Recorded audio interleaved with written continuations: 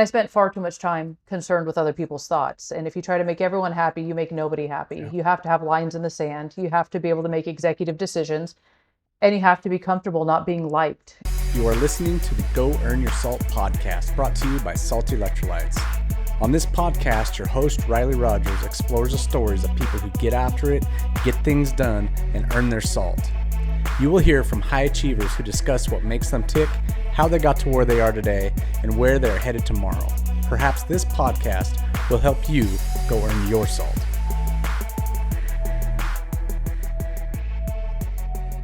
Today, I have some special guests. This is Rich and Jenn Jones. They are friends from the world outside of this podcast. Their kids grapple in the same class as my son, and we got to know each other on the sidelines of the jiu-jitsu gym. And man, as far as Salt Electrolytes go, Rich and Jenn are customer number one. They were the first purchase that came through our website.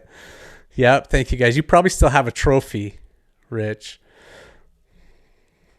I'm not one for bragging, but yeah, he got the El bedazzled numero uno number one trophy for the first purchase at Salt Electrolytes. I love it. So anyways, I've got Rich and Jenn on. They spent a long career in law enforcement and have now moved on to other things in the retirement years. And yeah, I just want to welcome you guys to the show. It's going to be a good time. Really looking forward to talking to you. Thanks, Riley. We're honored to be here. Thanks for having us on here, and we've enjoyed your friendship and getting to know your family outside of all this as well. Yeah, this is super cool. Let's get started with just talking about law enforcement. What got you guys into that career in the first place? I think I'm going to defer to the boss every time. So she gets to go first, then I'll go. I have to live with her, and if I step on her toes, it's not going to be good for me. It's wise.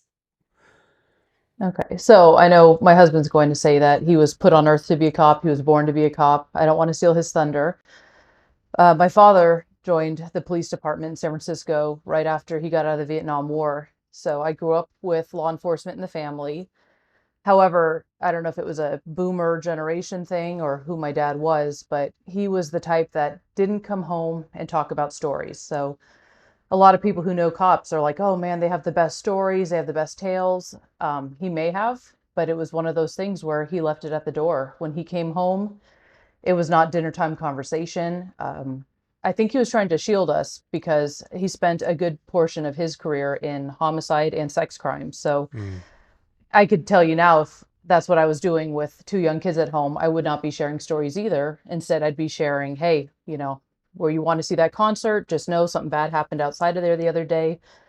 So I got a lot of warnings and I got a lot of cautionary tales, but I didn't get good stories. So that was not necessarily on my trajectory. And I went to college in San Francisco, much like my husband. My whole little bubble was San Francisco. I went to high school in the city. I went to University of San Francisco, and I knew I'd do something in a capacity where I'd be helping people. But once I was actually on the path to go to dental school, and my father was like, the dental school I toured back in 2006 was $80,000 a year.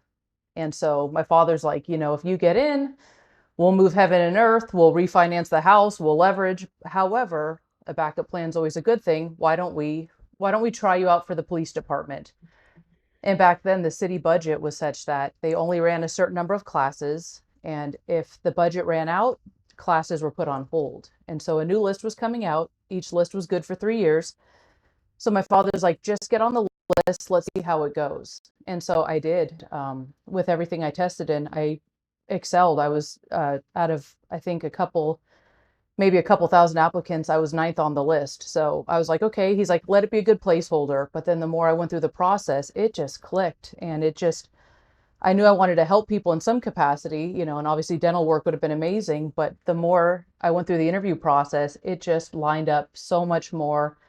And I really saw myself going in that direction. So I got the call while I was completing college. I probably had about a year and a half to go. And they said, we don't know how many classes you're going to have until the budget runs out. But if you want to get in, see what you have to do. So I spoke with my counselor. I accelerated the classes. At the time I was taking a couple majors. I narrowed it down to one. And I completed the police academy actually in tandem with my final college classes, and it was it was actually a very good fit. And to answer your question, it was kind of in the family, but it was also chance that it really all lined up for myself. Yeah, it sounds like it wasn't something you expected at all. No, because it wasn't in the home. I wish my father had come home and told me some good stories, but I think he was really seeing the nitty gritty, and he spent most of his time, my husband will talk about his career, but my husband was on the streets a lot. My dad was actually in the bureau a lot, wearing a suit and tie to work, but when you're an investigator, you're going further down the rabbit holes of what happened. So patrol will handle, there's a sexual assault, they deal with the victim. The investigators are the ones sitting at the hospital while the victim's getting a rape kit done and finding out, and uncovering stones and, hey, there's more victims. And that's what my father spent the majority of his career doing. So when he came home, not only was he fried, he was done and didn't want to discuss it, but it was not table conversation. So yeah, I wasn't as indoctrinated as I wish I was before joining the department, but it was good that it's good that he encouraged me to go that route, which is actually surprising considering how much he saw and how much he did. But it was a very good fit. Oh, that's pretty cool.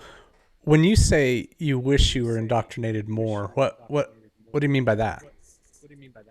I mean, there was, as nitty gritty and as traumatic as police work can be, there's so much good as well. And there's so much camaraderie, and there's so much the patrol car talk and the partners and people, like my husband went to many christenings, and our wedding, out of 220 guests, I'd say about 150 of them were police officers. Like, there is that brotherhood, and Mhm. everyone always talks about the thin blue line, but they're using that in a fashion that is secrecy. It's not. We all have each other's backs, and there's so much good. And my father had so many close bonds. And when I joined the department, people would come up to me, hey, when I got my divorce, he would let me leave work a little early. When my mom died, he had the most beautiful flower arrangement. I didn't even hear those sides, just the friendship and people helping each other out. Mhm. And there's also, you develop that dark humor, because when you are on a long crime scene or you are at the hospital at 2 in the morning dealing with victims, there are some good inside jokes or some banter. So even that part. And for example, like, I didn't even go shooting before the department. It would have been great if he had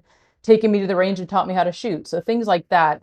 In a way, it was nice level playing field that I came in with other people that did not have that advantage. But having someone in the house who was a captain of police at the time with multiple decades of experience, it would have been nice to kind of have that edge as well. But I went in blind like many of my classmates in that regard. Yeah, that's interesting. I have a good friend of mine that has worked in law enforcement around the Boise area for 35 years. And I assumed his kids all grew up with firearms and that sort of thing. And I got on a shooting range with one of his children, and I was shocked. She had never shot. I mean, she had a couple times, but not enough to where there was any proficiency there. And she was very nervous around her handgun. And I thought, wow, okay, maybe that's a real thing. Yeah, But Rich, what got you it started in that absolutely field? is. Well, she's right, and I hate telling her that, but she's been right most of our lives together. I She's heard this story 1,000 times. I fully believed God put me on the planet to be a cop.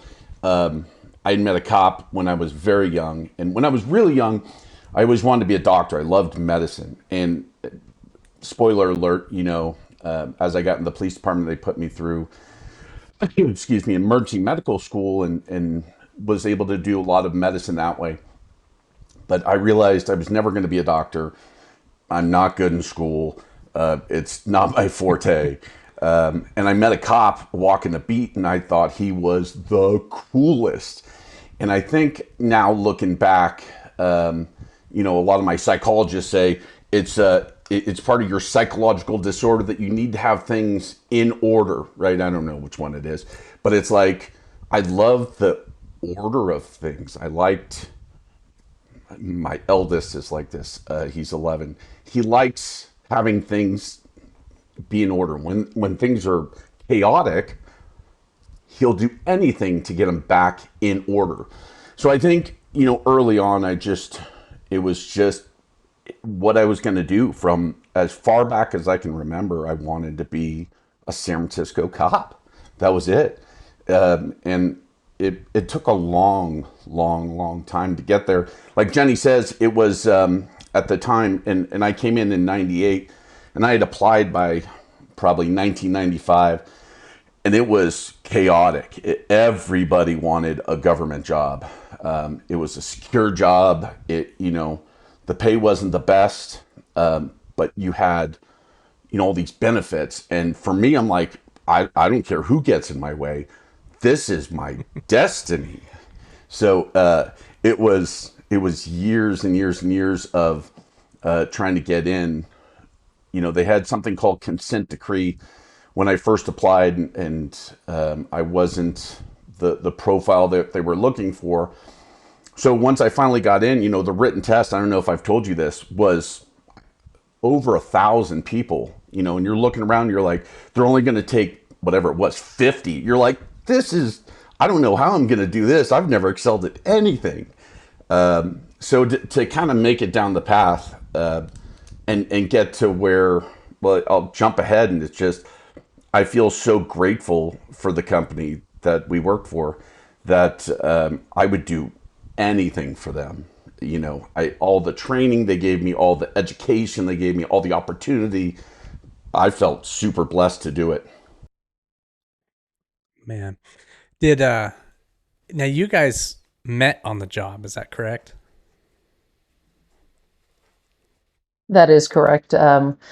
Once I completed the academy, so the academy when I went through was, I want to say, 32 weeks long. So almost 8 months. And then they kick you off to the street and you go to a training station. And out of 10 district stations in San Francisco, I want to say 8 were opened up to training, because some of them are a little more relaxed and a little more residential. So you don't get as much of the element of crime, which is great for the residents that live there. Not fun when you're a 23-year-old police officer that wants to get out there and go. So they sent me to Tenderloin, and field training, unless you get extended, you have 3 phases. It should be about 4 months, where you're with a senior officer who's with you like glue. They monitor your every move. You're evaluated every day, and there's a debriefing daily. So I completed the police academy in December of 2007, and Rich was assigned to Tenderloin Station, as was I. I was sent there for training. He was a field training officer, but he was not my field training officer. And he and I had actually met, I want to say 2 weeks before academy graduation, for what's called OSFT. I'll let Rich go into the OSFT element, what he did there, and that's actually where we initially had met. So for those who are not from the San Francisco area, is Tenderloin a nickname for somewhere, or is that an actual thing?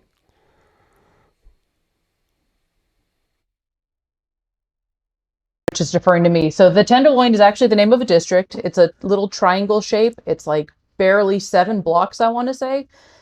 For those who aren't familiar with San Francisco, I tell everybody who's not from there, it's Skid Row. I mean, everybody knows Los Angeles, Skid Row, but Skid Row in Los Angeles is massive. It is just miles of decrepitness and homelessness and despair. And San Francisco's Tenderloin is on a smaller scale of that, but it's small but mighty. Where Skid Row may have length and size and width, the Tenderloin, we had buildings that were maybe 11 stories. Rich, I'll let him weigh in more. He spent a decade there. I only spent a couple months there. But it is, per capita, there is a lot more going on there, just due to the height of all the buildings and how many people they cram in there. Mm. Talk about that, Rick. Or Rich, I want to hear your side. Yeah, so officer survival and field tactics, OSFT. Those of us that were doing like special operations at the time, I was blessed enough to be a sniper for the city for most of my career there, and I ended up doing 26 years. So I think I did 24-ish. If the guys see this, they're going to kill me. I think I did 24 on the teams. Most of that was as a sniper, but I was also a firearms instructor. And this is kind of dovetailing into my dream job. I got into the police department and they're like, okay, you're going to be a cop. You're like, go out and catch bad guys. I'm like, this is unbelievable. And they're like, we'll give you a gun. I'm like, a free gun. And we'll give you ammo. Oh my goodness. And then they're like, you can join special operations. I'm like, tell me more. They're like, we'll give you machine guns and snipers. You can go out for rappelling and medic and all this. And I'm like a kid in a candy store, right?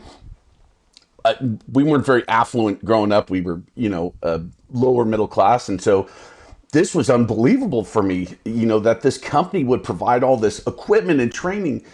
So long story short, I had gone out for the team, and I made it by the grace of God. I don't know how. And so as part of that, we get to teach, we call them the kids, the recruits coming out of the academy, we get to teach the kids. And so for officer survival, field tactics, one of the things we would teach them is, how to survive on the street. Whereas the police range would show you how to shoot, we would kind of, dovetail that into a traffic stop. You bail out of the car, shots are fired. Where do you want to move? How do you want to strike a human? Where on the you want to strike them? Mindset, those sorts of things. That's when I met Jenny, and we have we've been together a long time now, but we have a long-standing joke that I didn't like her when I first saw her.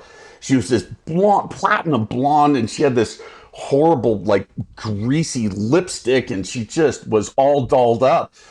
And that was the first time we had met, and she'll tell a different story. She only started dating me, and thank God married me, for my ears. She has an obsession with big-eared humans, and so these Dumbos were out, in my full battle rattle, and I'm way cool. When you're teaching officer survival, you're like, I'm in kit, I have I am it, right? I'm in black, we call them pajamas. I'm in my pajamas, and I'm showing the kids, and I'm rough, right? And so I was big peacocky out in front of all the, look, she hates this, in front of all these kids. And then to get down to it, I had been working the Tenderloin. I don't know how long I had been there by the time Jenny got there, but it was my favorite place in the city to work. It was, like Jenny said, it was complete degeneracy, drugs on a scale that was unimaginable. Death and despair constantly, day after day after day. And my family actually owned a restaurant, funny enough, in the Tenderloin back before it was not, a seedy part of town. It was in a fancy Italian restaurant. And so, the opportunity had come up, by the grace of God again, that I was able to get down and work in the Tenderloin. And I'm like, yes, please look at it's like Disneyland for a working young cop. And so I walked the beat down there for a long time by myself. I loved it. My heart is still in the Tenderloin. And I know we talked about some stories about Knuckles and Rambo and, some of the characters down there. And I'd love to tell you about them. But that was kind of where we met, was officer survival, me teaching her. And then she came down, and I'm like, I guess she's not nearly as dolled up as I was worried about, and how things happen. We didn't date when she was in the training program because it's very taboo. But it wasn't until she got over to probation in the Bayview, I believe, that we started stalking each other. Jen, I want your side of this that's story. Him. Yeah, so I did notice him at Officer Survival. It's funny. I do have a thing for big ears. He noticed a pattern. He knows a couple of my exes, and he's like, okay, I'm seeing a pattern here. So, you like what you like. And I did notice the ears, and his nickname was the Stooge, because I guess the Three Stooges, he just has this, I'm sure you've seen it, Riley, even at the studio, at the jiu-jitsu studio, he has this persona. He's on, he's animated. And so he was in Stooge, in his full Stooge regalia. However, that got a little, as we started dating and progressing, I was like, okay, you can drop the Stooge stuff a little bit, but it gets your attention. And he's very dynamic. He draws people in. He's got a lot of personality. So yeah, while I was at Tenderloin, he was not my field training officer, but once I completed the program, thankfully without extension, he and I did get to walk a beat together. And Rich loved Rich, as you know, he talks to everybody. So while we're on foot beat, we're going into restaurants, we're going into shops. He knows all the people. He loved he'd see a homeless person with one leg, sunning himself, and he just wants to stop and get his life story. So it was a very interesting shift. We worked one shift together, and I moved to what Rich said, the Bayview district, which for those not in the know and not from San Francisco, basically the Bayview district is it's our little Oakland. It's our little like Detroit area. It's not the most diverse. It's not the most gentrified. It heavily serves an African American population. So I went there, and Rich at the time was on a citywide plainclothes team. So I noticed that I kept getting backup. Him and his partners, it was very nice. I'd be towing a car, which is what we'd call a C priority call, which is, A priority, shots fired. A priority, there's people fighting with bats. B priority, there's a fight outside a bar. There's a lot of arguing. Or B priority, there's a guy yelling in the yard. He may be trying to break in. C priority, there's a dog barking. There's a car being towed. So I noticed I was getting a lot of backup from Rich and his partners on my C priority calls. And then, yeah, he finally made his move, but he waited until I was off field training. So I'm going to blame him for that one. He's the one who made the move. He made you his A priority, huh? There you go. Yes, ever since. Yes, correct. Romantic there. Jeez. Well, so talk about this. So now you guys, you start to see each other, but you're both working some pretty dangerous areas. Before we move on to that part, I guess I do want to talk about, you mentioned Knuckles and Rambo. Please do tell. All right. So, like you said, the Tenderloin, it's this triangle. It's 10, about 10 blocks. She says 7, but those are those that didn't spend a lot of time down there in the Tenderloin. She was only down there for FTO. That was my pat, and I'm jabbing her intentionally. There was just a cast of characters. You would go to work, and at the time I was working midnight, so 9 at night till 7 in the morning, 21 to 07. And the place was alive. It was, drugs on every corner. Like I said, shooting, stabbings, pandemonium. And there was these denizens, the people that lived there in these SROs, or single residency occupancy hotels. So imagine it's a big, it looked like an apartment building. And inside the apartment building would be 60, 80 units. And each person would have their own room. Well, they're not much bigger than a jail cell, right? So it might be 12 by 12, 10 by 10. And then they had like a shared bathroom on the floor. Each floor would have a bathroom. It's really deplorable living conditions, and, everything that would go along with that, fights. And like I said, well, as you kind of progress and you're starting to learn like the vibe and the energy in this whole neighborhood, you'd start running into the same people, right? And you'd be like, you'd ask the senior guys, or the guys that had been there longer, or girls. And at the time, we were called the Tenderloin Task Force. It wasn't even its own station. It wasn't its own police station. It was an offshoot because it was just this really a place that needed more attention, more police attention. It ended up being its own police station, probably around 2000. She would ask these guys like, "Oh, who's that? Who's that? What's the deal here?" And I'll name a couple, right? I'll name 3: Leslie Mae, Rambo, and Knuckles. Knuckles we'll start with. Knuckles was a African American gentleman, and I don't know what the story was, but he had lost his legs from like basically the hips down. So he would be on a skateboard, and he would take his knuckles and he would drag himself along on the street. And he was the nicest guy. You'd see him on the street, and he was always so smiley. And you're like, "Knuckles, what's going on?" He's like, "What's up, Jones?" And he would just talk to you. And you would see these people. I would see them more than I would, even when Jenny and I, later on were dating, or my family or whatever. I would see these people day in and day out. So they become a part of your life. You're like, show up to work. "Hey, where's Knuckles?" "Oh, he got shot," or whatever. You're like, "Oh, that sucks." And I remember one time Knuckles had it was a robbery, and they'd stolen his skateboard. This is what he used to get around through the Tenderloin. And so we all got together, we pooled all of our money, we bought him a new skateboard. So that's one. Rambo was really special. My family's restaurant was Original Joe's. It's a Italian family restaurant in the Tenderloin. My aunt's father built it in 1937. And it was a really special place. Well, my aunt's a very special woman. And one day she comes out of the restaurant and she tells the story a lot better. And she's stepping over this guy passed out on the ground. And she looks down at him. He looks up at her. She goes, "Brother, do you need help?" And she's kind of a big, larger than life Italian lady. He goes, "Yes, please." Right. And he lifts up his hand. Well, they become best friends. And this is when my kids, younger than my kids, 5 or 6. So I meet Rambo when I'm a little kid, little. And they called him Rambo because he was in the Vietnam War and he wore a beret, a black beret. And he always had like a uniform on and he had combat boots up to mid calf, shined to perfection. But he lived in the Tenderloin. He smoked crack on occasion.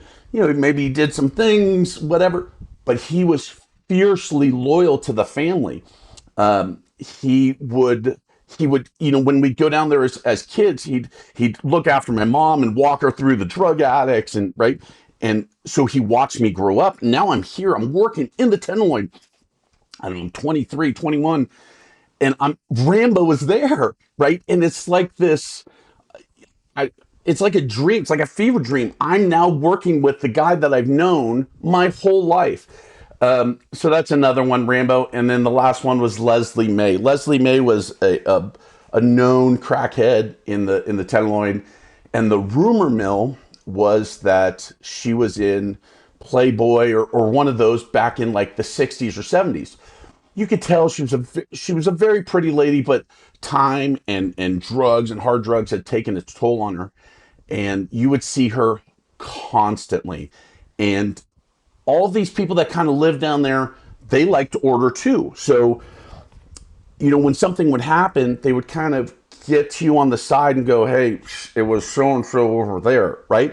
Because they have to live there. So they don't like this disorder. So Leslie May ended up being one of our, I don't want to call her an informant, but, a concerned citizen. So she would help us out immensely.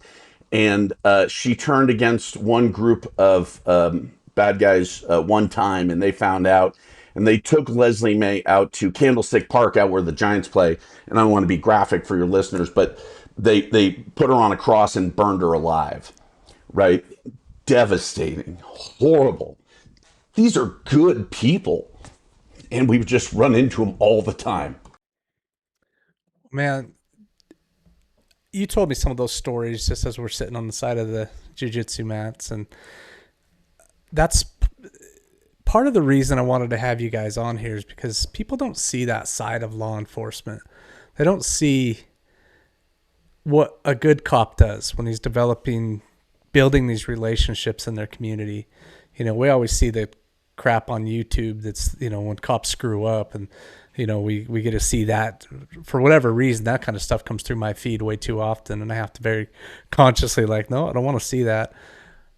It does happen, but the majority of what happens is what you're talking about. You got to know the neighborhood, and your heart was broken when this lady was killed. And, I just think it's beautiful. Jen, do you got any experiences in that vein? So Rich was definitely more, Rich has another 10 years of experience on top of me. We have a 10-year age gap. So he joined the police force in 98. I joined in 2007. So it's just to be clear, I'm not 10 years younger than her. I just want that to be clear in case there was confusion. Not even a little bit.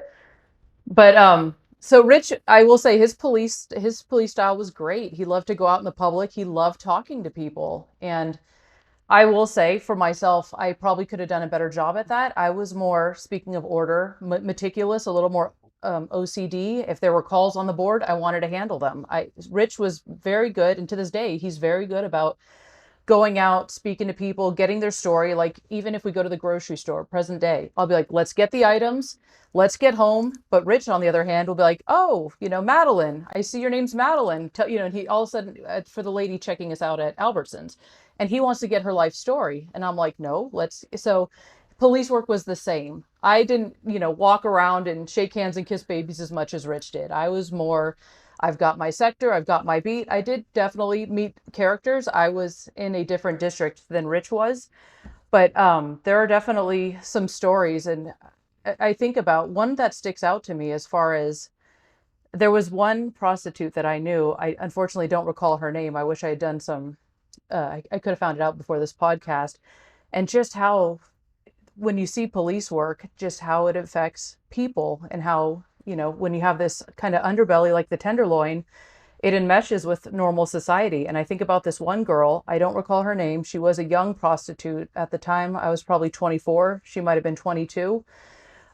Former pretty girl. She had bright red hair, and just the streets had gotten a hold of her. It was a very known fact that she had full-blown HIV, untreated, full-blown, to the point where she was getting the sores on her face. And everybody knew this girl. Everybody in the Tenderloin knew her. Rich, I don't know if you had experience with her. Her name's escaping me and it's driving me nuts. But for a very limited time, I did some vice work. And so they would put me on a street corner. It was my job to solicit Johns, they're called, the people that solicit prostitutes. So I'm standing on the street corner at, I want to say, maybe, oh gosh, it was Ellis and Hyde area. And it was noon on like a Thursday. And I'm like, who is picking up prostitutes at noon on a Thursday? But the person in charge of ICE said, there's a lunch crowd, just go with it. So I'm out there trying to flag down cars, get attention, and this car pulls over. And it was a normal looking guy in a Chevy Tahoe. I found out later he was out of Marin County, which is a very wealthy area across the Golden Gate Bridge, where back then, before houses were all over $1 million, he definitely lived in a house over $1 million. And he had picked up a homeless crackhead with him. I'm like, this is a weird combo. But so I walk up, and the guy that he was with, what he had done was, it was a wealthy man from Marin County. He's driving around the Tenderloin. He knew what he wanted, but he didn't know how to go about it. He didn't know who was who or where to go. So he flags down a crackhead and says, I'll give you a 6-pack of beer. You got to help me out. Get me a prostitute. Get me someone legit. So he sees me and pulls up to me, but the tour guide that he had picked up, the impromptu tour guide, didn't know me. So he looks at me, and then he sees this well-known prostitute, the one with full-blown HIV. I mean, I didn't even work the Tenderloin, and I knew this poor girl had full-blown HIV, and I knew she was a prostitute. So the tour guide basically goes, I don't know her, and he points at me. He goes, but I do know her, and she's legit. So I say go with her. And the guy was gonna had this girl get in his car, and I gave the vice team the signal. I'm like, absolutely not. I cannot let this transaction go through. All right, you sweaty buggers. That liquid dripping off your forehead and down your back contains minerals that are critical for high performance. If you don't put those minerals back, you're not going to perform well. This is where salty electrolytes comes in. Salt contains 6 electrolyte minerals plus a touch of iodine to help you replenish after a hard workout. Salt is the only electrolyte supplement to pair every mineral with its counterpart, giving you the most robust mineral profile on the market, period. Head over to GoEarnYourSalt.com today to get some for yourself. Use the code GOEARNYOURSALT to get 15% off your first order. And now, my friends, go earn your salt.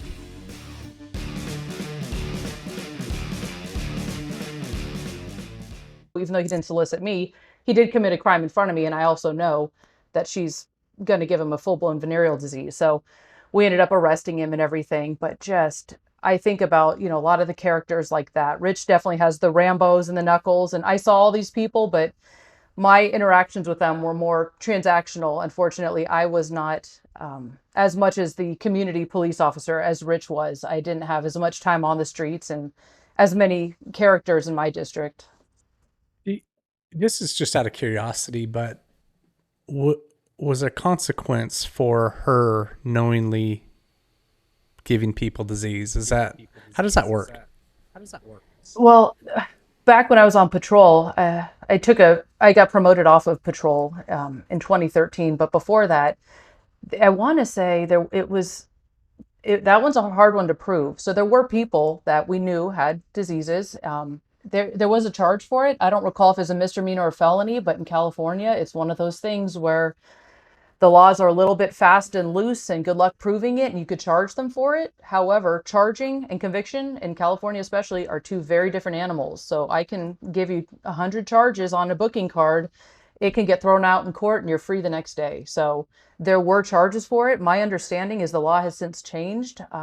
She ended up actually passing away shortly after. She had overdosed on heroin. So unfortunately, that problem wasn't a problem for much longer after that. But we charged her with solicitation. We charged him with the same. And basically, it was a money grab for the city. So in that instance, they would go to a thing called John School. So anybody charged trying to pick up prostitutes would have to pay about $1,000 or $1,200. They would go to a class where they would have former prostitutes talk about their experience, the trafficking angle, the exploitation angle, the psychological damage angle, kind of trying to guilt these men into not doing it again. And then it would get wiped from their record. So that was the consequence for him. And I told Rich after, one of the worst things about that, beyond the fact that he could have given himself a disease, was hanging from his rearview mirror.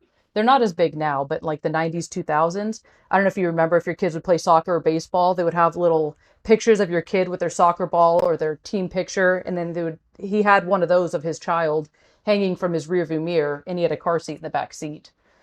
So it's like, you work in the city, you took this time on your lunch break to do this, and you're going to go home to your wife, your kid, you have the car seat in the back. So his consequence was he pretty much probably paid about $1,200 to have it wiped from his record. His tour guide, we let him go. And then the gal, we cited her as well for solicitation. But as far as the diseases, she didn't execute the act, so she didn't get charged for that. That is wild. That is wild. So you're around this stuff all the time, and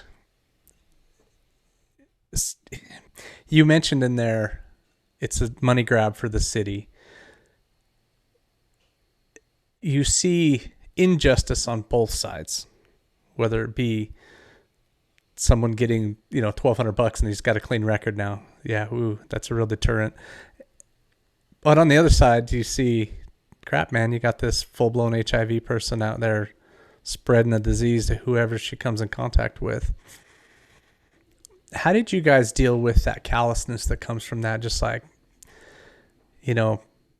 all this work I'm doing and the courts just throw it out, or, there's these people who have real problems, but can I really help? That callousness that happens. How do you deal with that?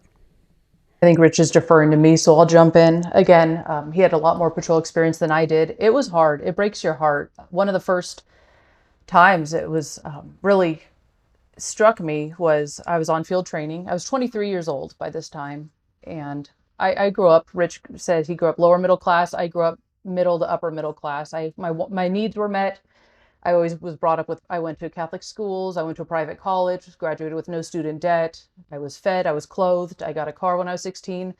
So my view of the world was probably very sheltered. And so to go to a place like Skid Row at 23, and it was one of those neighborhoods, my father always said, stay away. Whatever you do, don't go into the Tenderloin. Here's the neighborhoods to avoid. And there were some concert venues in the Tenderloin. He didn't want me going there. So I would either have to sneak there or have one of my friends drive me. So now to be on foot or out there at 23 years old, patrolling the exact neighborhoods I was told to avoid by my protective father, it was very ironic. And then you see why. And one of the first times that really struck me was we had horrible rain. I remember that year. California is a big drought state, but boy, in the beginning of 2008, we were getting a lot of rain, like torrential downpours. And if you see videos of the Tenderloin, Skid Row, or any of those neighborhoods, people are just out. They're just out and they're just living in the elements, and there's no protection from them.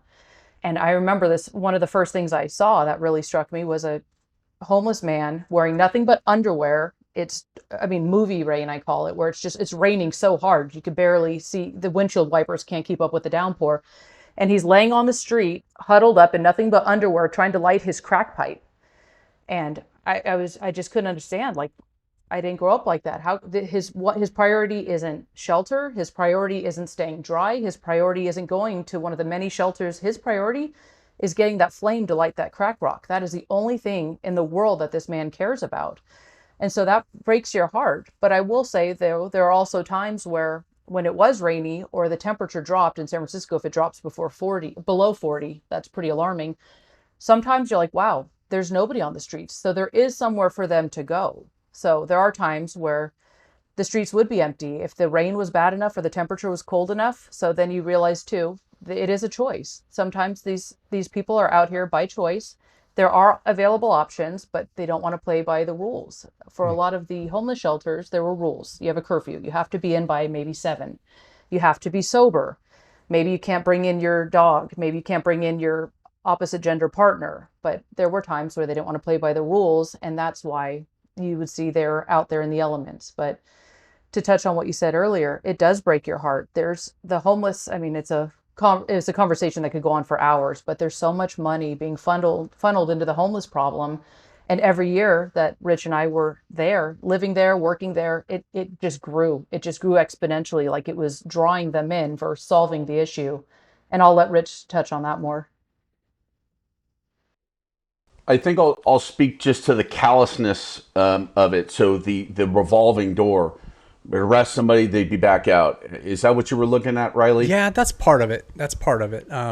Jen really hit on something there too, though, that realization that a lot of homelessness is a choice and some of it is incentivized by policy, right? But without going down too much the political track of that, just what in you did you do to keep yourself from getting calloused? Well, that's not fair. I did become callous, very calloused. So I'm not without failure in that regard. I remember I had gotten to a point that I was so calloused, no excuses, but I'd become so calloused by the whole concept of this revolving door and not recognizing them as human beings. And I remember, and I think I've told Jenny this maybe one time. I spent a night on the street just to see what it felt like on Golden Gate Avenue, just to realize, I didn't have the nicest place, but I'd go home and I'd have a warm house and everything, food, and these people, it is hard scrabble life, and they're just human beings who had a mom and a dad like we do, and who presumably at some point, everybody had aspirations. Maybe they didn't. I don't think you're 4 years old as a crackhead. And I only use crack. A lot of this is mental illness combined with drug use and self-medication, and alcohol was just as big of a culprit down there as any other hard drug was. So I'd become callous over the years. I think it's going to come off as sounding like an excuse. I think you almost have to, because especially these big feelings, as the kids would say now, that I'm having, being out of it and being away from it and not being around it constantly. I think if you are that empathic when you're doing the job, it'll tear you apart. It will.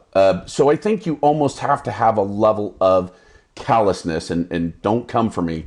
I think you have to have this is work. I can do only what I can do. There's the prayer, right? Give me the strength to do the things I can do, and the wisdom to know the difference between what I can't help and what I can. So I think you have to be callous. And that was a tough dichotomy for me to have, the Rich Jones who wants to talk to everybody, and I do, especially now, and then to have this, boy, that sucks, they died. Next, right? Because it was just a Monday at noon, right? Or for Jenny, it was that Tuesday with the guy at noon on his lunch break. We're on to the next one, on to the next one. It's Thanksgiving, it's Christmas. No, it's just another day in a world of complete despair and death. Yeah, and I think because you're gonna get some of that, right? Where you, in order to go to the next day, I mean, you're gonna have another problem tomorrow. So I do hear you on that. That there's, I don't know how you'd avoid that completely. At the same time, I heard you get teared up earlier with the gal who was killed, and I can tell you love some of these people, right? There's there's that part too, and that never went away. I mean, just talking to you, I can tell that never went away. So maybe you do get callous to an extent, but it's not all the way. Jenny, I'm going to pick on you again here. You had an experience where you got hurt on the job. You were a man attacked you, and I forgive me for not remembering the details of the story. Could you fill in there? I want to talk to you guys about what happened, how that affected you, and how that affected you, Rich, because you were on the other end of the call when that came through. So go ahead, Jen. Sure. Okay. Yeah, I recall. I was 26 years old at the time. It was 2010. And what really, I'll give you the whole picture, but one of the things that really hurt the most about that incident is the administrative angle of the whole thing. And what I mean by that is there was a festival going on in our district that day, and it was an officer safety issue was created because for whatever reason, the city back in 2010, I mean, now it seems like the city, San Francisco, is just printing money, and that is a money printing machine, whether it be homelessness, overtime. But at the time, they were very stingy on overtime. And so the admins at the lieutenants and captains at the station decided we'll just detail, which means you come to work like a regular day, but you're not doing patrol duty. You're sent out and shipped off elsewhere. So they had detailed pretty much everybody on my shift to this festival. And from, I want to say, 2 p.m. to about 4 p.m., I was one of the only officers on duty, and I was a solo unit. And at the time, we had a sheriff who was just dead set on foot beats. I mean, this is where the politics of anything comes into play. And so this one sheriff wanted foot beats. And so if you had a foot beat, you weren't allowed a car. Thank God the foot beat that day grabbed a car surreptitiously, because that comes into play later. And so it was one of those things where I knew going in, I'm upset with the admin. Hey, this is political. This is BS. You're sending me out there by myself in a patrol car by myself to handle a big district with no backup. Everybody at the festival's on foot. They can't come to help me. The swing shift comes on at about 4 o'clock. And so from about 2 o'clock to 4 o'clock, maybe 4:30 after swing shift gets their coffee, I'm pretty much by myself. So I decided, okay, I'm by myself. I'm 26. I don't have, a ton of experience. I'd been on patrol about 2.5 years at this point. I'm not going to be a hero. I'll just look at the MDT is a little computer in the patrol car. And of course, there's 10 runs hanging. There's a lot going on because we were so short staffed that day. I was like, I'm not going to be a hero. There's a C priority call. It's at an old folks home. It's been hanging for about 3 hours. It says there's a guy who won't leave. Well, my guess is, he's probably gone by now. I'll show up, I'll get to clear it, and then I'll just start clearing the low priority runs till swing shift gets on. I have till 9 o'clock tonight. I got to play it safe. So I show up to this old folks home, and sure enough, this poor old gentleman, he was the cutest thing. He's like in his 80s, and he was sitting in the lobby. He'd been sitting there all 3 hours waiting for someone to show up. So I was like, okay, he's here. We're going to take this seriously. And he goes, yeah, this guy, this is an elderly, residential home. He must be a cousin or something. He lives here. He scares everybody. We tell him to leave. He won't leave. I'm like, okay, do we know if he's still here? He goes, I don't know. He was sleeping on a couch upstairs. No problem. So I let dispatch know, and I should have known. There's all these indicators. I'm sure you sense them in jiu-jitsu, certain things where you can predict your opponent's next move. And I was way too arrogant, callous, inexperienced. As soon as I show up upstairs, he hops off the couch, almost in a cartoon fashion. I'm like, oh, okay. Hey, you're not supposed to be here. And right away, we're just on a bad foot. He walks by and shoulder checks me. Again, arrogance and lack of experience. Right there, it's on. You're under arrest. But I don't put it out on the air. I think maybe I could just grab him, cuff him up, and then put it out on the air so that I don't panic anyone, because literally nobody's coming. We shared a radio channel with one or two other districts, but in my district alone, there's nobody to come. So I get him outside, and he and I had tussled before. When I was on probation in the Bayview district, he and I had come across each other, and I had a lovely purple belt and jiu-jitsu partner at the time. And when we went this guy was a fighter. There were definitely mental health issues on board. He was big. He was probably 5'11", 230, big, angry, and he wanted to fight. I don't remember what the initial call was the first time I'd interacted with him, but we got him in custody, and it was awful.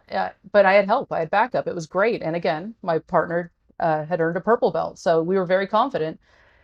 He remembered me. I didn't remember him. I had dealt with thousands of people from the 2 years since I dealt with him. He'd probably only dealt with a handful of cops, and I probably stood out. And my maiden name is Hennessy, so people always remembered that. You don't see that last name very often. So when we're outside, after he'd shoulder checked me, he goes, Hennessy, I remember you. I'm like, well, I don't remember you, but here's the deal. You're under arrest. You don't get to shoulder check a cop.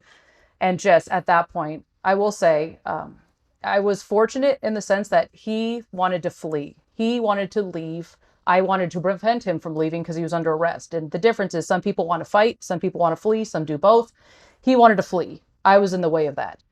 So the fight was on. He punched me in the face. He picked me up at the time. I was more of a cardio bunny. I didn't do a lot of lifting, which was a detriment. And I will say, for any females listening, I wish I had done jujitsu. That's one of my biggest regrets from my time in patrol. I wish I had done jujitsu because inevitably all fights end up on the floor. So at the time I was very thin because I was one of those people that would get on the elliptical for hours. I weighed less than I should have. He picked me up. He spiked me like a football. I was able to get to my radio. All I could put out was my call sign. I needed help. But again, nobody's coming. We had a couple plainclothes guys that were getting on shift and the foot beat. And so I was so heavily concussed. He had punched me so hard, split my eyebrow open, I had blood dripping down my face.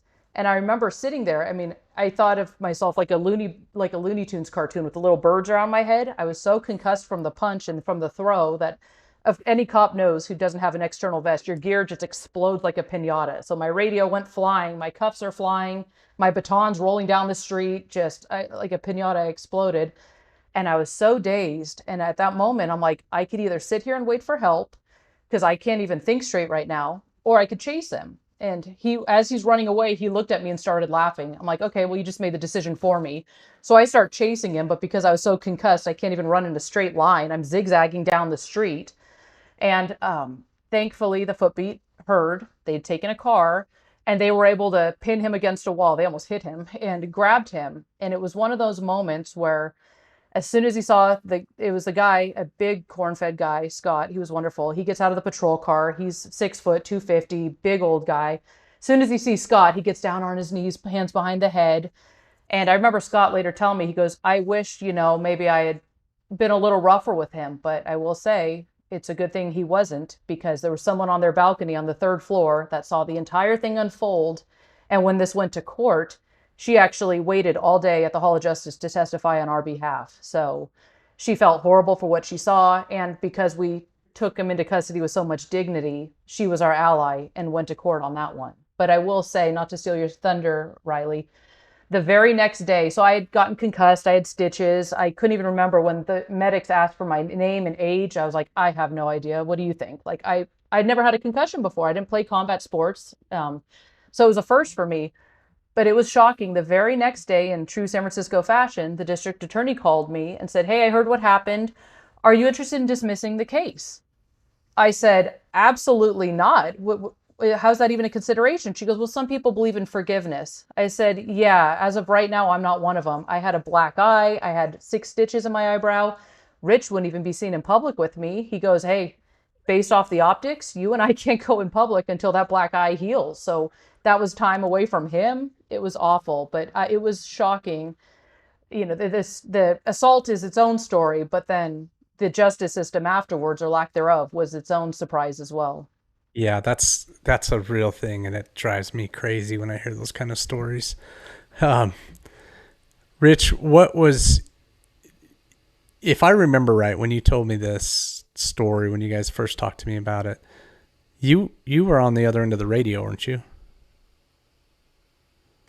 Yeah, I was working, and the boss is going to have to check me on a couple things. I think I was plain clothes. Is that right, babe? Urgent at Bayview at the time. So there you go. Clear on the other side of the city. She had gotten mollywomped up in on Post or something up in the northern, and I was clear down southeast corner of the city. I had been promoted, I guess, by that time, and I was a patrol sergeant at the time out in the Bayview district. And I don't know how it came about that I found out that she'd gotten beat up, but here I come. Nobody knew we were dating, I don't think, at the time. We were real quiet about everything. We're kind of private people in general. So I come tearing clear across the city, and I get to her at the hospital.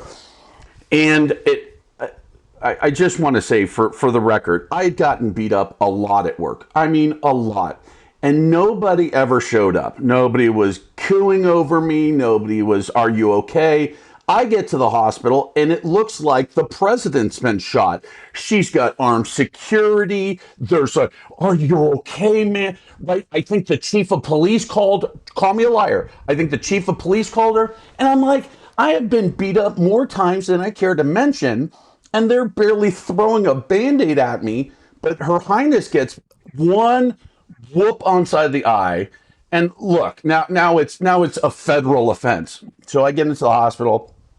I joke, of course, and they're all standing around. And I remember there was a kind of an older sergeant. I knew him for a long time, and he's like, "Hey, what's up, Rich? Hey, what's up? What are you doing here?"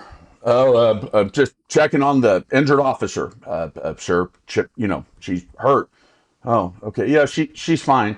And she got mollywomped pretty good. Like I think she underplays it, but he was a gorilla, and he was a good fight. He's a known bad guy, and he's a good fight, even for like big kids, right? Us knuckle draggers. And here she was, and she was a smaller human, and just whack, smashed her upside the eye. So I look at her eye, I go, 4 stitches, right? And still this cocky, arrogant, right? Because I had gotten stitches and I love medicine. The doctor comes in, he goes, maybe about 4 stitches. And I'm like, I told you, right? And truthfully, my heart's going out, right? This is the girl I'm dating. The anger, it's like, it's a tough one. Dating or being married to another cop, right? There's a real fine line. Jenny, for all of her, she underplays herself. She's a tough chick. So ultimately, I'm proud. Like, she got up on and worn it, and went out and chased the bad guy. And then there's a part of me, obviously, here's my girlfriend. She's leaking all over the place, and a pretty face, and still very pretty, just now with stitches. And it was a tough thing to deal with, and through our careers together, and we ended up working together maybe 2 or 3 times, and she'll tell you about those times. It's tough to work with your spouse or your girlfriend. A few people have done it over the years. I can't take the power away from her. If I am this imposing, don't talk to my girlfriend, or how dare you, it takes all of her power away, right? She can no longer then deal with bad guys on the street. So while my heart is exploding, I want to destroy this guy. I'm like, she's a San Francisco cop. She's on her own. You cannot overstep what it is. So mixed emotions. We talk about it, jokingly today. It was another one of those. I'm glad we did it. I'm glad we did it at the time. I'm so happy we're not doing it anymore. Yeah.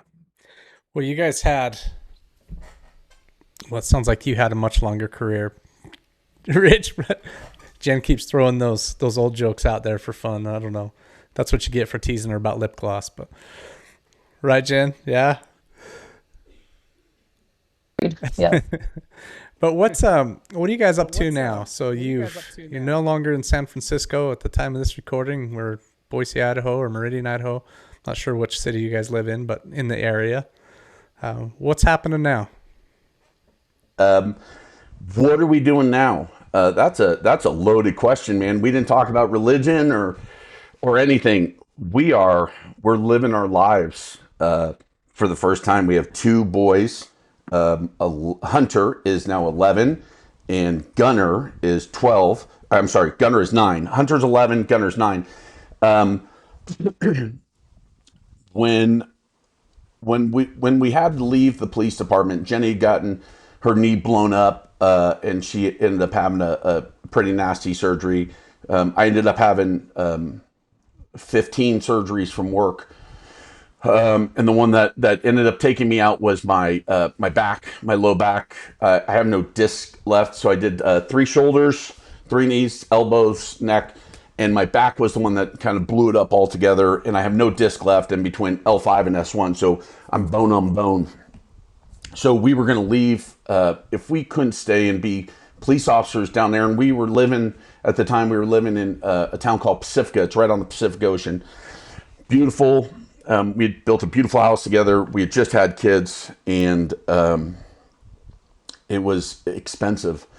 And it was, even though we're getting paid well, finally, by as cops, if we weren't going to be cops, it was financially impossible to remain down there. And we didn't get into it, but my bubble was San Francisco. Like, from the time my grandparents immigrated from Ireland, no human in my family had ever moved more than a couple miles away from each other. So we knew it was going to be a few years of going to court and fighting the workers' comp in the city in order to get our retirement. You have to get lawyers, and it doesn't matter how much time you put in, it was going to be a long time. So I had to, when I was in, just gotten out of back surgery, we were going to come up and we needed a place to live and recoup. And so I went to real estate school. Actually, we both went to real estate school, right, babe? And we both graduated, and I didn't know anything about it. And we were kind of eyes wide open and just, whatever your plan is, God. And I ended up falling into a place called Keller Williams Realty down here in Boise. And they were unbelievable humans. Gave us a new lease on life. So I started doing real estate. And that's what I do to this day. And what our primary job is we're just focused on being happy. Jenny's parents are up here now, and they're older, so we try to help out with them. They live about a quarter mile away from us, so we try to get the kids to see them all the time.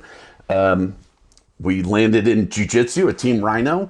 My kids seem to be doing very well there, our kids, and that's it. We're just kind of starting to enjoy. We realize how short life is, right? And a lot of our friends have, especially recently, have just been passing away. Stress and self-medication, suicide, and we've lost quite a few. So you realize how short the window is. So we're just up here trying to live. If I can weigh in as well, Please do. seconding what Rich said. Business owners, I want to talk to you for a second. Do you have a retail space inside your location? If so, I want you to think about something. Your customers are buying electrolytes. You know that, right? The problem is they're not buying them from you. Well, Salty Electrolytes can help fix that with their wholesale program. They can bring these sales to you in-house so that your customers get the electrolytes they love from the company they love, you. All you have to do is head over to goearnyoursalt.com and scroll to the bottom of the page and click Apply for Wholesale. Do it now before you forget. I know your type, I'm one of you. Once again, that's goearnyoursalt.com. The link is at the bottom of the homepage.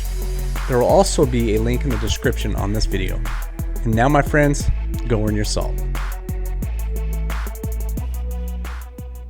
I'm not trying to give a sob story because everybody out there is working and grinding and doing their best to get by. So our situation's not unique at all.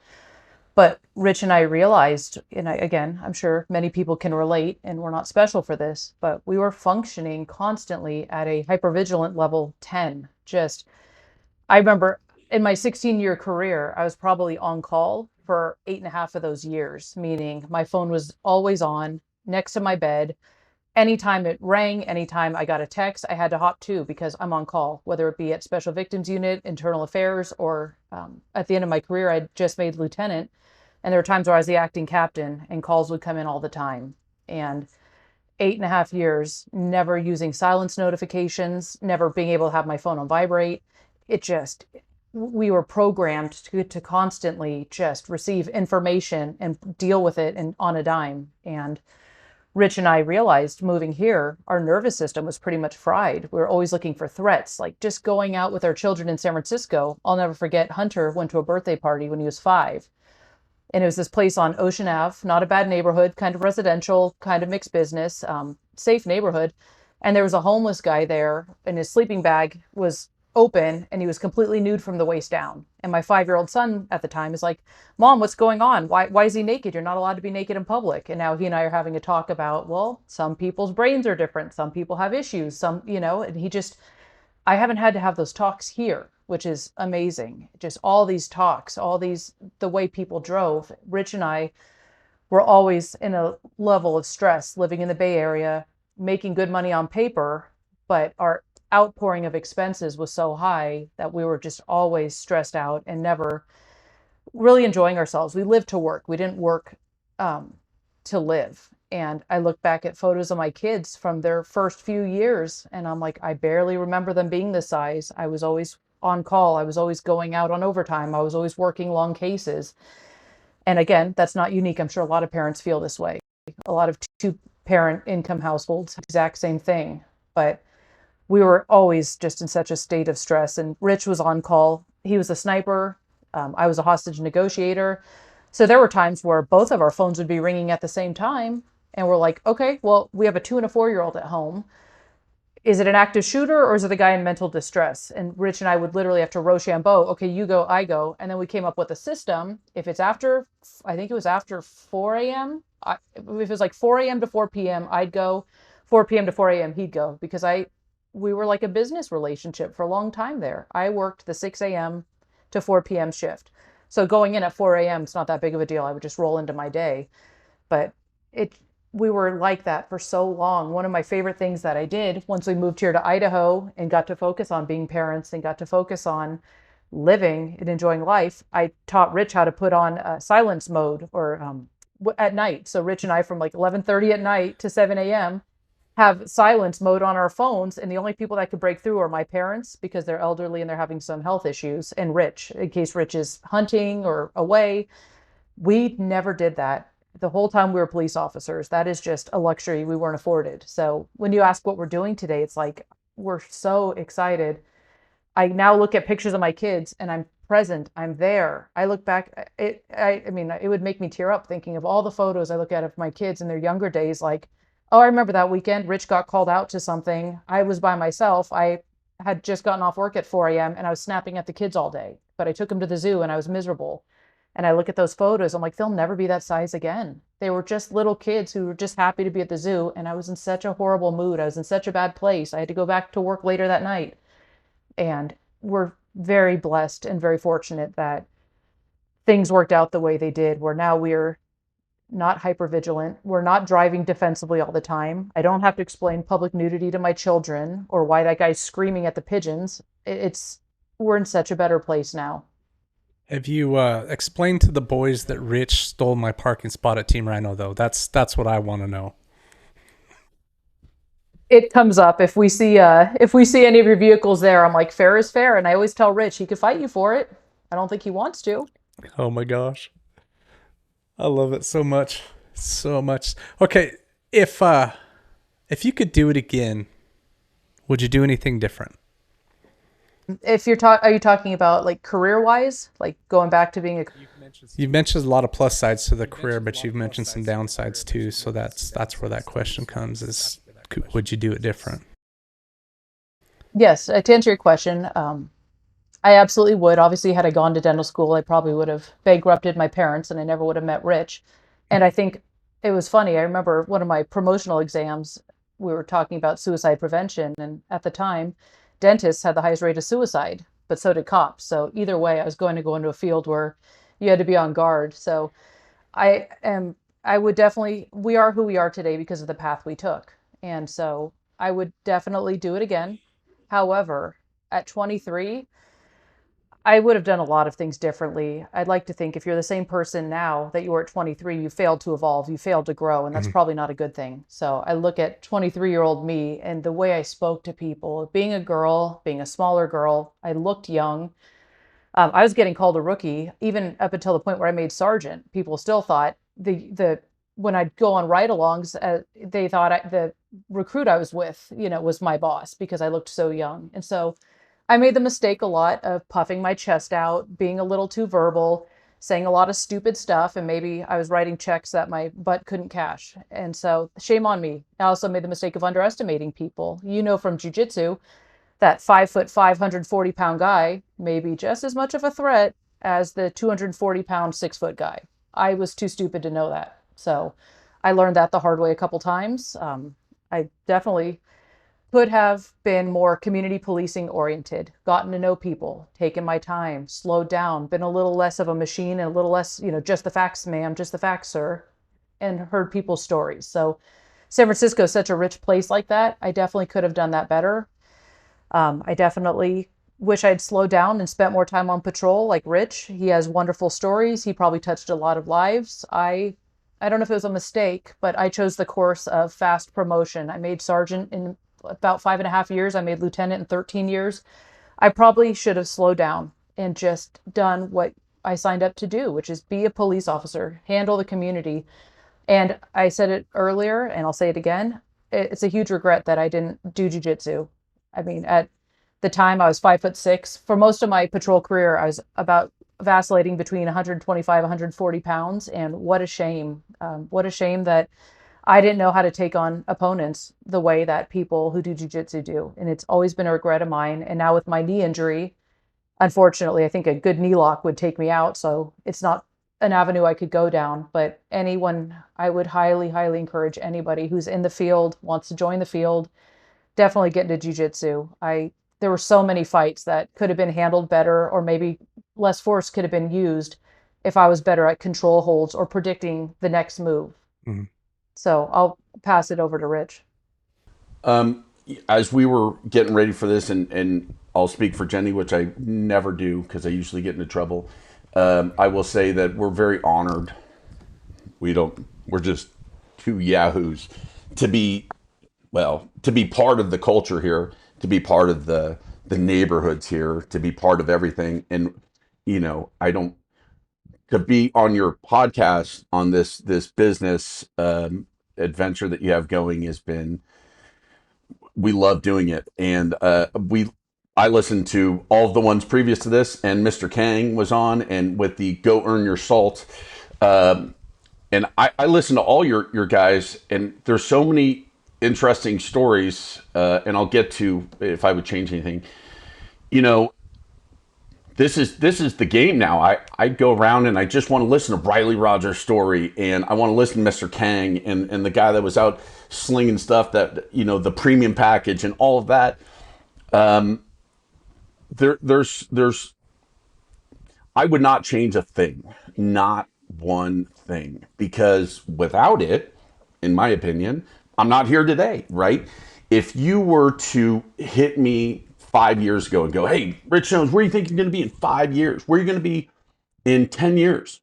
There's no way that I'm sitting in an office in Meridian, Idaho, doing real estate, talking to Riley Rogers on the Go Earn Your Salt podcast.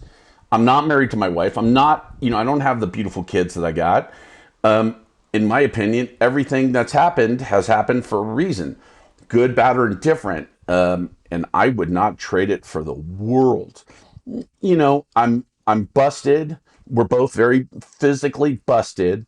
I think I'm more mentally busted than the boss is. And that is, I think that has also been beneficial to me in slowing down. Jenny brings up a real good point about the kids, and I know I'm all over the place, but I want to tell one quick story, and it's one that haunts me to this day. So it's a Saturday, and Jenny goes, "Hey, the kids are driving me bonkers. Can you get them out of the house?" "Yeah, of course. Let's go to a museum." Jenny knows this story. And so I have like my Mickey t-shirt on. I think I even told you the story. I'm in full dad mode. Skechers, like I'm not the hippest guy. Like I'm really enjoying being a dad as much as I can down there. And we're going to go to a place called the Steinhardt Aquarium. Big, huge museum, and it's fun. And right as we're getting there, bling, bling, the cell phone rings. Yellow. "Hey, Sarge, we got one. It doesn't look good. We don't, no, listen, the boss is at home. She's not happy. I'm not coming in." "Hey, Sarge, there's nobody." Okay, fine. So I call Jenny, and she's not happy. I go, "Babe, I got to go in. It sounds, it'll only take a couple of hours. Let me just drop the kids off to you, right? And I'll come back and I'll get them out of your hair again, right? We've all, been frustrated with our kids. So I get home, I drop off the kids, and Hunter, he's old enough at the time, he's starting to hand me all my gear out of the garage, and off I go, wearing my Mickey t-shirt, my Skechers, and Jenny is livid, right? Because it was supposed to be the Saturday or Sunday off, and off I go. So I go into the city, very affluent area called St. Francis Woods, big fancy houses, and I'll save the gore for another time. But long story short, a guy had killed his wife in the middle of the night. So he'd been going in through the whole night, and he had mutilated her, in through over the course of say 8 hours.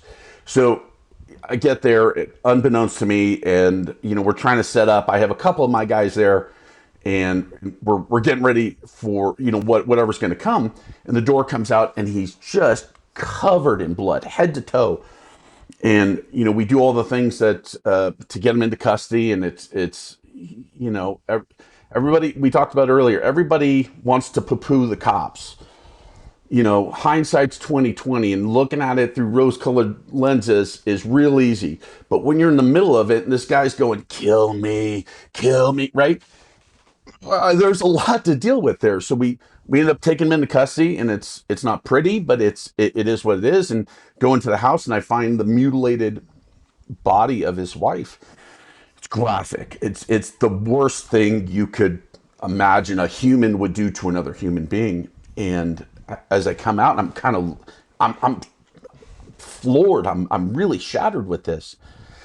And I realize I'm in my Mickey t-shirt, and my kids are at home. My wife's upset with me. Like, what the bleep am I doing? And it was only because of those instances, and we have thousands between Jenny and I. Like she said, she was a negotiator, and I was blessed to be on the teams for a long time. It was only because of these horrible things, the injuries, the head injuries, and I blame a lot of my emotions on, I've had way too many concussions, that I'm the man I am today, right? I'm a better father. I'm a much better husband. I'm a much better believer, only because of the nastiness we went through. So to answer your question, I don't know that I would change anything. And that might sound bizarre, but without that hindsight, without that knowledge, none of this is nearly as sweet as it is. And now you'd be hard pressed to get me in a bad mood, right? We live in a beautiful place. I got great friends. My kids are at JITS. My wife's happy. On occasion, she takes a nap on the couch. She looks like a cat sunning herself. God is great, man. That's it. Man, I hear you. I think back through life, those really hard times, if you learn the lessons from them, can be the most valuable stuff. And I can tell you, there's a lot of those in my life I wouldn't change either. So I hear you. Can we take a few minutes to do some lighter questions? All right. You go to a restaurant. You order a hamburger. It comes out with the veggies below the patty. Acceptable or not? Jenny's a vegetarian. She's going to have to answer this question and enmesh herself in the embarrassment that she refuses to eat this good beef that we have in Idaho. Go ahead, boss. Poultry. And what I would do is flip the burger to get the orientation correctly. I think it is unacceptable, but I think it's a solvable issue. You're shaking your head no? Yeah, I disagree wholeheartedly. If it's coming, it's like, what are we doing? How have we strayed so far as a country that the vegetables are underneath? So I would fix it myself. She's saying she would flip it over. I would take the vegetables, put them on top. I'm being in the service industry for as long as we were, I wouldn't send it back. I get laughing. So just the other day, I had a burger at a place, and they had onions on top of the patty, but the lettuce and tomato below. I was confused. I was like, that could have been a perpetual motion machine for Jen. Do you flip it? Do you not? Does it just flip it? I mean, what happens there? path of least resistance. The onions are cleaner. You just got to move the onions. They were melted into the cheese. See, that was the problem. You just got to be unhappy then. I wouldn't send it back. I agree. I'll I tell think you you got what, to it was a mire good yourself. burger, but I was the entire time I'm eating. I'm like, I don't understand. Okay, scariest moment of your life. You guys have both talked about some pretty scary stuff already, but scariest moment. Hey, has all that talk about salty electrolytes made you wonder what all the fuss is about? Have you thought that maybe one day you'd like to try that stuff? Well, today's your lucky day because Salty Electrolytes is offering free samples to listeners of this podcast who have not yet tried this amazing electrolyte supplement. All you have to do is head on over to goearnyourSalt.com and use the code PODSAMPLE at checkout to receive your free sample kit. There will also be a link in the description of this podcast. And now, let's get back to the show. I'll go first. Getting married. Scariest moment of my life. I'm like, I see her. She's at the end of the church. Gorgeous. The hair, the dress, right? And it's this big church. I don't know how many people are there. 200. And I'm like, there's no way this is happening, right? And I'm manic. And Jen hates it when I get into like my super manic phase. And I'm like, I'm crying at the altar. I'm an emotional guy. And that was the scariest moment of my life, was getting married, because I'm like, there's no way this is true. This is going to fall through, right?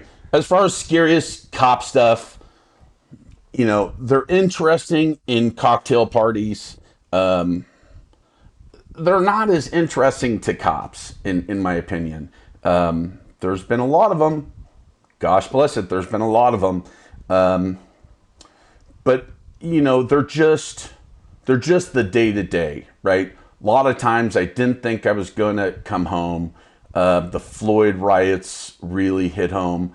I think about a time we're on Mission Police Station, and the crowd is assaulting Mission Police Station, and my spotter and I, who's also another sniper, are up top on this roof, and we're like, this one may be a little hairy. And earlier in the night, they'd been tossing Molotovs at us, and they were exploding down the street. There was hundreds, if not more, of those super scary, I don't know if I'm going to live or die moments. But for me, my most scary moment in my life so far was getting married to that girl that's in the office just down the hallway. I'll second what Rich said. As police officers, there were a lot of moments I've been at an active shooter, not inside the building, I was outside. I'd been shot at inadvertently. I don't know if I was the target, but there were a bunch of us all getting shot at when I was on probation. But it's one of those things where it happens so quick. In the moment, you don't get to be scared. You have to react. You're trained to react. And it's sometimes you step away, or you get home, you get to the station, you're like, that was a bad one. But unless it's a prolonged, drawn out thing, you don't really have time to be scared. So mine actually wasn't on duty. It was, Rich will know this one. We're trained in first aid. Rich is trained as an EMT. Unfortunately, I never had any successful CPR saves. Rich has. Anytime I've done CPR on someone, they were done, especially once fentanyl came out. They were really done.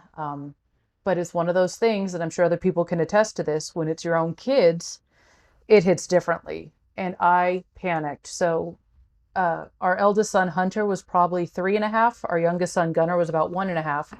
And we had just sat them down. And Gunnar, I sliced apples for him in little tiny cubes because he's about 1.5 years old. Hunter, I had sliced quarters, like long quarters. Well, because Gunnar's the little tank that he is, he had killed his, he'd finished his. He'd walked around the table and he had bit one of Hunter's apple slices in half, perfect size for it to lodge right in the middle of his throat. And I look at him, and he looked like a little bird trying to fly. He's moving his arms and his face is turning blue. And I'm trained in first, I've done all of the same things Rich has done pretty much when it comes to first aid and helping people, yet I start screaming for Rich to come out and help me. And we're trained in the Heimlich for babies. You flip him over. I mean, he's about a year and a half, but he's still only about 20 something pounds. You're supposed to put him on your arm and hit him on the back. I know this. I've been trained every 2 years in this since 2007, yet it was my kid and it was different. So, of course, I start screaming for Rich, and Rich came out, and it took 2 or 3 good hits. And they always say when it's your own kid, the first hit's kind of a hesitation. So Rich, after a couple, finally got the apple slice lodged out. It's covered in froth and blood, and he has all this bloody mucus coming out. And just, that was hands down the scariest moment of my life, because we can call an ambulance. 2 minutes is too long. It'd probably take 6 to 10 minutes because of where we lived. So it was on us, and it was ours to deal with. And I will say, every 2 years we did what's called AO, Advanced Officer, where you go over new laws, you go over grappling techniques, you go over first aid so you can get recertified. And I used to kind of joke around and laugh and not take it seriously. I took it very seriously after that, and I even went up to one of the instructors, any San Francisco cop would know, Ben Dorsey. He was amazing. And I said, what you taught us saved our child's life. Thank you. So hands down, the scariest moment of my life. Tell me this. What is a book you would recommend everyone read? I'm illiterate, so it doesn't really matter unless it's unless unless it's on audio. I have a whole bookshelf of books that I haven't read. I'd say anything by Jocko, is probably a good start. If you don't know who Jocko is, I know you do. Jocko Willink. Any of his books are phenomenal. He writes a great line of kids' books that talk about jiu-jitsu and kind of life things. So I would hang my hat on him. I know that sounds really uneducated. I'll let the educated one tell me. Go ahead. I don't have anything to trump what you said. Mine's a little more pop culture-y. If you're familiar with Mel Robbins, I just finished Let Them. I'm not sure, Riley, if you've heard of her. I know exactly what you're talking about. In fact, my wife just read that book. I hope it helped her or gave her some clarity. Yeah, she really talked highly of that. Just that. Yeah. You guys probably ran into that a lot in your worlds. Well, that's what it is. Because I'm struggling with. I've learned as I got older, especially, I went up the ranks, and not everybody liked working for me, liked working with me, liked working around me. And I spent far too much time concerned with other people's thoughts. And if you try to make everyone happy, you make nobody happy. Yeah. You have to have lines in the sand. You have to be able to make executive decisions, and you have to be comfortable not being liked. And I wish 20-something-year-old me had, and I'm 40 now, but I wish 20-something-year-old me had read Let Them. And some friendships are not meant to last, some partnerships, some relationships.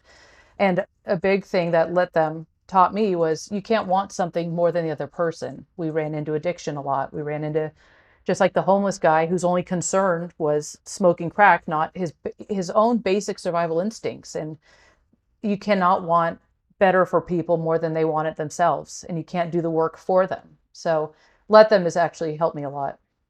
What's next? Where are you going from here? Right now, thankfully, I'm financially stable. We're happy, and I have parents that are having some medical issues, so I'm tending to them, but it's hard. I spent so much of my life identifying with achievement, and I think it's even something in psychology called achievement esteem, where you only feel as worthy as what you've accomplished last. And it's not a bad thing, but I spent a lot of time being wrapped up in that, and I burned the candle at both ends for a very long time. Again, I'm not saying I'm special. I know a lot of people in the workforce have the same story. Rich knows what a toll it took on our family when I would study for promotionals, when I would go out on call outs, when I was at work all the time. I would be so fried that after some of my shifts, I'd come home and take a nap. I wouldn't exercise. I wouldn't clean. Just unfortunately, the way I process stress, I internalized it and it wore my body down. So I'm now enjoying kind of taking a pause. I have nothing amazing as far as career to report, but I'm enjoying being a mom that when I look at pictures of my kids, I don't think about what a bad mental place I was in, or they were that small. I could pick up both kids in both arms. I don't even remember a time where I was able to do that. So I'm enjoying being a better wife, a better daughter, a better mom. God's always been a part of my life, but I know it's probably late in the game, but earlier you talked about callousness, and you almost it was very hard to be a cop in San Francisco and keep your faith, because you look at certain situations and go, how can this exist? How can this person be so ignored by everybody? There's no way. Or how could someone give birth in a porta potty and leave the baby in the porta potty to die? Like, you just, it's hard to turn to God when you see the worst things in society. So I wouldn't say I've left out God, but I had tuned him out. I turned the volume down. So since moving to Idaho, we turned the volume way up, and just rediscovering faith and meeting nice people and not being in a constant state of hypervigilance has been worth the entire journey, even at the expense of my knee and all the mental health stuff Rich and I went through with the job. It's definitely been worth it. Oh, well said. How about you, Rich? What's next? I'll echo a lot of what the boss said, which is usually my go-to because she's a lot smarter than I am. 10 years my junior, but usually I let her go first. She says something very profound, and I go, that's exactly what I was going to say. We're hyper focused on a few things, and one of them is not work. I do real estate. Rich Jones Real Estate for all your real estate needs. But I'm only helping, a few people here and there. I am really hyper focused on deprogramming negative, kind of starting to weed through all the things. And Jenny's been great with this, as you kind of go through, and I ended up doing 26 years. So, and like Jenny said, I was on the street a lot, and I was less than careful with my body. So I've been catching up on all the things that I really put off for fear that it would take me out of my dream job. So I just got a new hip, that. Really excited about that. That was a very graphic surgery, but if you're interested in getting a new hip, get a new hip. I just got sinus surgery because I have really bad sinusitis. I just got a CPAP, so I wear like a whole oxygen mask at night. That way I don't snore. I focus mainly on, and it's going to sound so goofy, on making sure the kids are happy, the boss is happy. We didn't travel very much. We just didn't have the opportunity when we were doing it. So we're trying to travel as much as we can and soak in the moments. So trying to work through all the things that you kind of put off over the years. Realize that nobody's coming to save you. I was just thinking about Jocko, and I don't know if that's his quote or somebody else's, but your listeners should have that in the back of your mind, like Jenny says with the choking with Gunner. when seconds counts, help is minutes away. So everybody should have it in their mind of nobody is coming to save you. So we try to focus on the kids a lot more. Jenny and I's relationship, my relationship with God, my relationship with kind of everybody I come into contact with. And much to my wife's chagrin, I am out just collecting stories as much as I can. And if you want to know the guy on Milwaukee Street that owns the donut shop, he has a great story. Go see him. The girl at Albertsons has a great, I find this to be true. Everybody's got a great story. So I'm just out collecting stories. And God seems to put things in my path that I feel he does for a reason. And so those things, I'm more open to him now. So when something appears in my path, I tell Jenny and I go, hey, X, Y, and Z, this popped up into my path. I think it clearly needs my direct attention. I'm going to put it at the top of the pile. And whatever it is, I've been really blessed to meet a lot of great people up here, and trying to help out as much as we can. We both of us, and you should know this about cops, is I won't speak for all, but almost all cops get into the job because they like helping people. Either to bring it full circle to where we started, reorganizing chaos, or stopping horrible things from occurring, or mitigating those things once they have occurred. So I find that I still do a lot of that. I'm first on scene for a vehicle crash not too long ago, and because I did medic stuff, I was able to, kind of help out when I can help out. I teach at the kids' school. I do active shooter stuff, and we do all the things that, that I would have done as a cop, just putting it out to the general public now because nobody is coming to save you. Well said, you guys. Well, listen, really appreciate you coming on the podcast. Go earn your salt, you guys.